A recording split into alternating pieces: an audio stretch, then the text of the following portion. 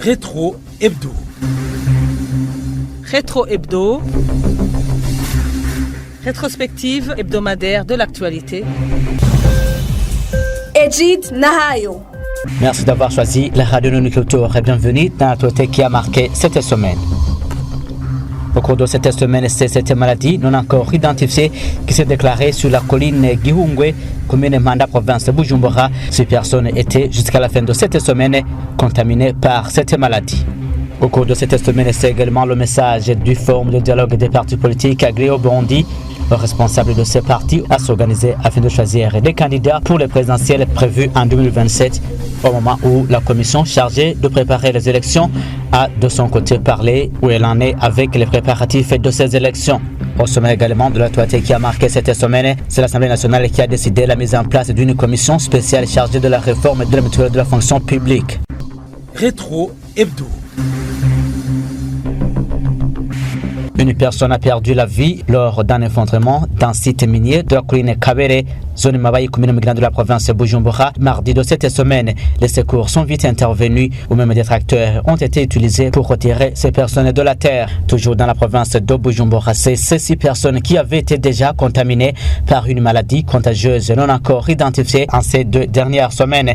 Il s'agit d'une maladie qui a attaqué la colline Gihungwe de la commune Manda, province de Bujumbura. Jusque ce vendredi, 2 personnes étaient guéries parmi celles qui avaient été déjà contaminées par cette maladie. Alexis Neshimana. Une maladie d'origine inconnue a été signalée depuis plus de 2 semaines sur la colline Gihungwe en zone Gihanga, commune Manda de la province de Bujumbura. Selon les informations recueillies auprès de l'administration locale, cette maladie se manifeste d'abord par une forte fièvre suivie de l'apparition des boutons sur tout le corps. Les autorités sanitaires n'ont pas encore identifié officiellement cette affection. L'administrateur de la commune Manda, Léopold Aïssaba, confirme l'existence de cette maladie qui qualifie d'inconnue à ce stade. Il indique toutefois que les personnes qui se rendent rapidement dans les structures de soins guérissent après le traitement. Cette maladie est décrite comme très contagieuse, se transmettant principalement par contact direct avec les personnes infectées. Depuis son apparition, 6 personnes ont été affectées, dont 2 sont déjà guéries selon l'administration locale. Face à cette situation, l'administrateur communal appelle la population au calme tout en insistant sur la consultation précoce dans les centres de santé. Il exhorte également les habitants à respecter strictement les mesures d'hygiène, notamment le lavage régulier des mains et l'éviction des contacts avec les personnes malades afin de limiter la propagation de la maladie. Les autorités locales affirment suivre de près l'évolution de la situation en attendant des résultats plus précis des services de santé compétents. Alexis Ngeshimana Waza, Indounikité. Merci Alexis Ngeshimana. Page politique et le forum de dialogue des partis politiques agréés au Burundi a appelé au cours de cette semaine aux partis politiques à s'organiser afin de choisir des candidats pour les présidentielles prévues en 2027. Le président du forum, Félicien Ndou Burundi, a appelé à la sauvegarde de la paix et de la sécurité en attendant les grandes lignes des activités à mener avant ces élections. Suivez Félicien Ndou Burundi au micro d'Olivier Cuiser. Les préparatifs vont bon train. Je pense qu'au niveau de la CENI, on est en train de bien organiser les différentes activités relatives aux élections de 2027. Alors, puisqu'il y a une commission nationale électorale indépendante, on attend que cette commission met en place les différentes chronologies des activités. D'autre part, chaque parti politique doit essayer de s'organiser à l'interne. Je n'ai jamais entendu un parti qui a déjà organisé un congrès pareil.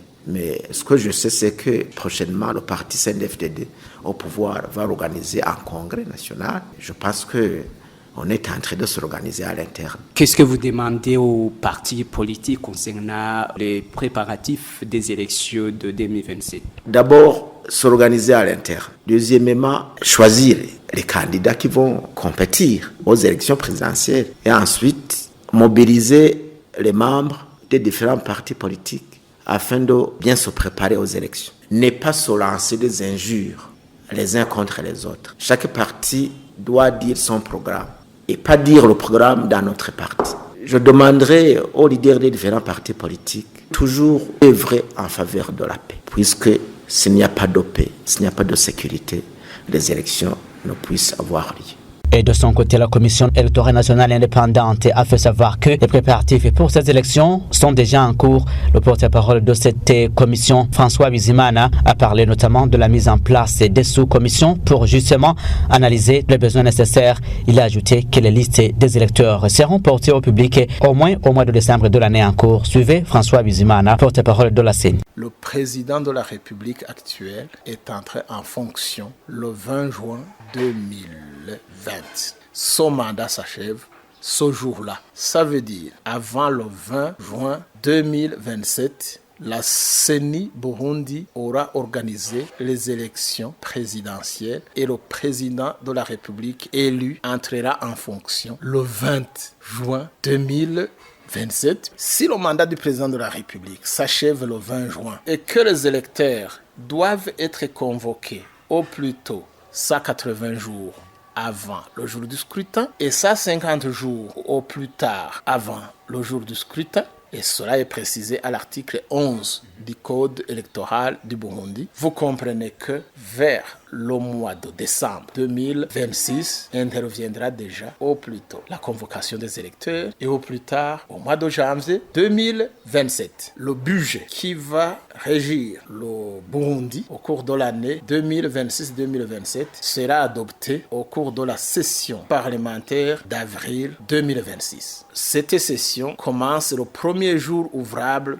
du mois d'avril. Vous comprenez donc qu'avant cette session d'avril, la CENI aura déjà terminé la préparation de son budget des élections 2026-2027. Et pour y arriver, la CENI y a déjà pensé, puisqu'elle a déjà mis en place des sous-commissions pour préparer techniquement toutes les activités qui seront réalisées au cours de l'exercice budgétaire 2026-2027. Et quant au Conseil national des églises du Burundi, qui s'est exprimé au cours de cette semaine, il trouve que la Commission électorale nationale indépendante devrait débuter la vulgarisation du document relatif à ces élections, car la période est si courte selon cet organe. Ce sont les propos donc du secrétaire général du dit Conseil lors d'une interview qu'il a accordée à la rédaction mercredi de cette semaine. Révérend Claude Nakarutimana a précisé que si les élections sont mal conduites, des répercussions reviennent surtout à la population. Suivez. On ne peut pas dire que c'est trop tôt. Plutôt, c'est le bon moment de s'y préparer, de parler de ces élections à venir. C'est le bon moment de préparer la population. En tant que CNEB, le Conseil national des églises du Burundi, nous expliquons à la population que les élections est une bonne occasion, une opportunité pour tout un citoyen d'élire solidaire. Nous incitons à la population de se comporter d'une façon, je dirais, pacifique. D'abord pour les partis politiques, je pense qu'ils sont en train d'élaborer les programmes que les candidats vont communiquer pendant les campagnes. Nous leur demandons de se préparer à l'avance. Quand on CENI, c'est le CENI qui doit enseigner à la population ce que c'est le code électoral. Dans le code électoral, il y a les droits, il y a aussi les devoirs que chaque citoyen doit accomplir. L'administration, à tous les niveaux, a le devoir d'être tout près de la population pour qu'elle soit bien mobilisée, à bien se préparer des élections qui vont venir, je crois, en 2027. Rétro Hebdo. Éducation à présent, c'est lundi de cette semaine qui vient de se clôturer quand débutait le cours pour le second trimestre de l'année scolaire 2025-2026. Certains responsables des écoles fondamentales et les parents d'élèves à Ruyigi, en province de Buhumuza, ont demandé la continuité du projet de cantine scolaire car ce projet a contribué dans la réduction du taux d'abandon scolaire dans cette province. Pantalon Nakarutimana nous fait le point. Selon des propos des directeurs d'écoles fondamentales et bénéficiaires du projet de cantine scolaire, comme l'écofom Egereza 1 de l'ancienne DCI de Gisuru, le directeur de cette école, Emmanuel Nonzolimana, affirme que la cantine scolaire a joué un rôle capital dans la réduction du taux d'abandon scolaire dans cette localité. C'est au moment où, à cette école, au même titre que des écoles de la frontière avec la Tanzanie, les élèves abandonnaient l'école pour se rendre dans ce pays pour des travaux champêtres, en plus d'autres cas d'abandon provoqués par les travaux de repiquage dans des rizières pour compléter les revenus des familles. De notre côté, Charles Baseka, le directeur de l'école fondamentale de Nyakirunga, de cette même direction communale de l'éducation, révèle tout de même que le taux d'abandon a diminué. Il trouve qu'au moment où le projet serait rompu, cela risquerait de causer le taux élevé d'abandon scolaire, comme ça a risqué d'être le cas avec la suspension en 2025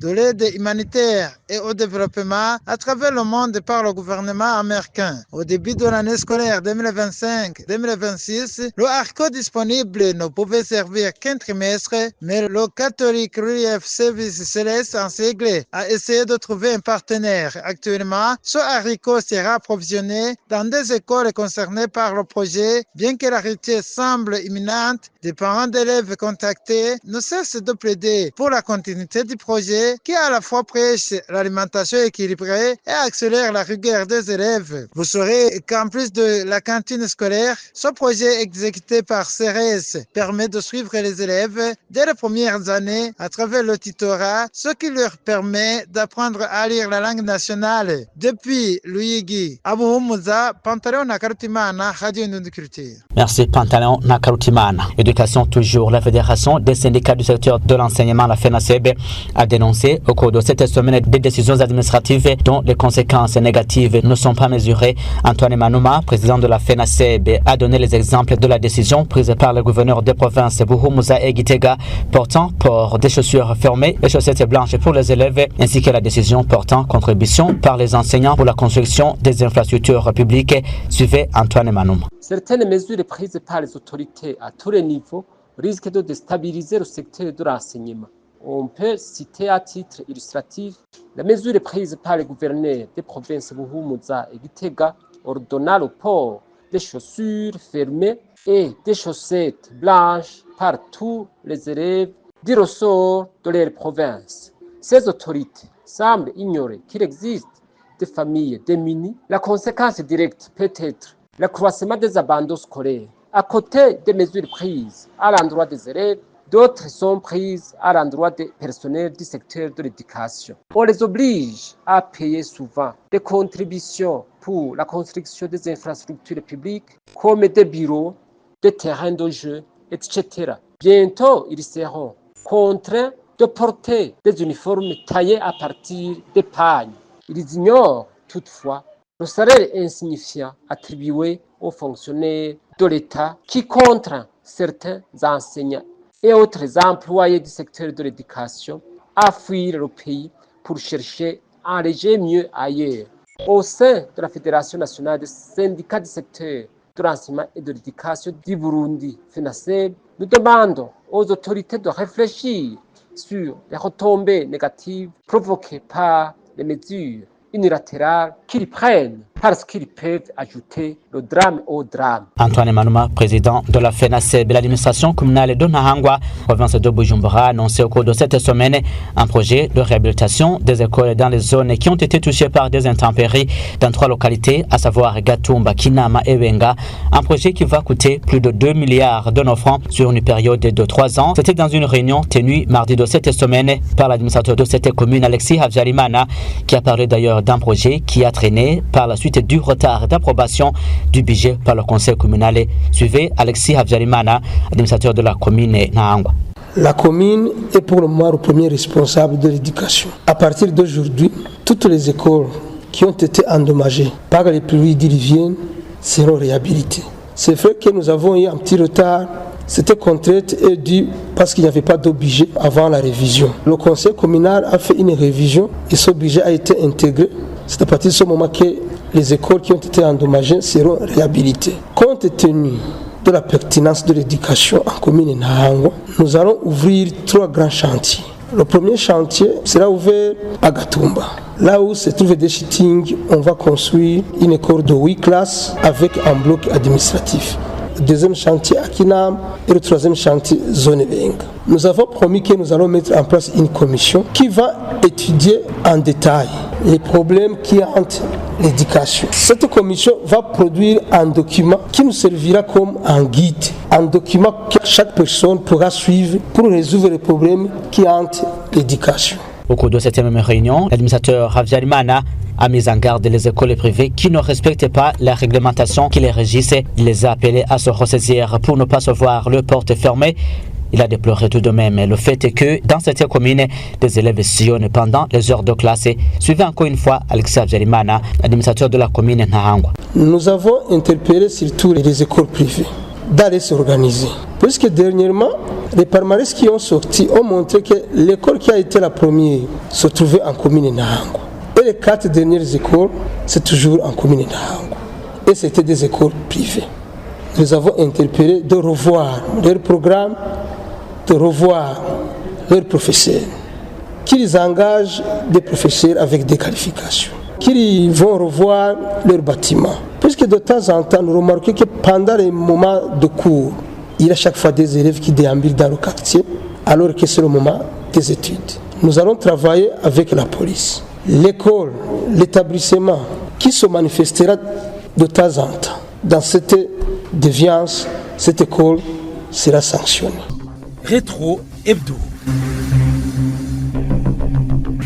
L'Assemblée nationale a décidé la mise en place d'une commission spéciale chargée de la réforme de la mutuelle de la fonction publique mercredi de cette semaine lors d'une séance plénière au cours de laquelle le ministre de la fonction publique et du travail et de l'emploi était invité pour s'expliquer sur les problèmes qui minent cette institution tels que révélés par les enquêtes de la Cour des comptes.